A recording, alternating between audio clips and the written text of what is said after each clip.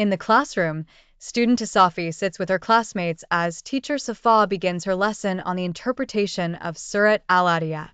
Teacher Safa, peace and blessings be upon you, my dear students. Today, we will discuss a great surah from the Holy Quran. Student Asafi, peace and blessings be upon you, my teacher. Yes, I know it. It begins with Allah's words, by the steeds that run, with panting breath. Teacher Safa, well done, Tasafi. Do you know what al-Adiyat means?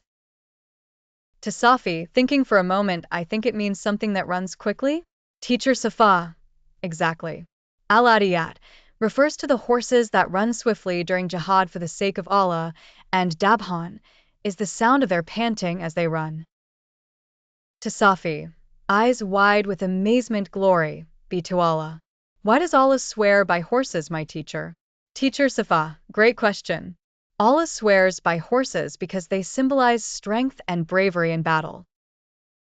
During Prophet Muhammad's PBUH time, horses were used in jihad to uphold Islam. When Allah says, striking sparks of fire, he refers to the horses that emit sparks from their hooves when they strike the ground with stones. And when he says, and raiders at dawn, he means the horses that attack the enemy bravely at dawn. Tasafi, what a beautiful description. Does this mean Allah loves those who strive in his way? Teacher Safa, certainly, Tasafi. These verses remind us of the importance of sacrifice and working for the sake of Allah. But the surah also contains an important warning for humans. Tasafi, curiously, what is this warning, my teacher?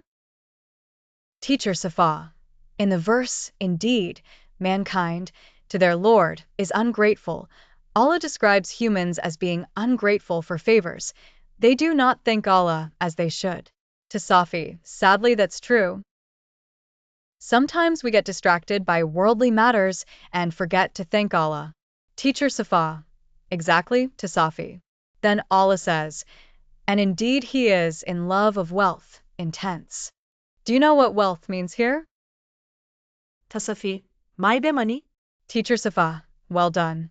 Money here is an example of the love of worldly possessions. Humans love money greatly, but they must remember that money is a means, not an end. Tasafi, this reminds me of the Battle of Tabuk when the companions sacrificed their wealth for the sake of Allah. Teacher Safa, excellent, Tasafi. That's a perfect example. Companions such as Uthman ibn Affan spent their wealth to prepare the army, knowing that this world is fleeting. Tasafi, what does the surah say about the Day of Judgment?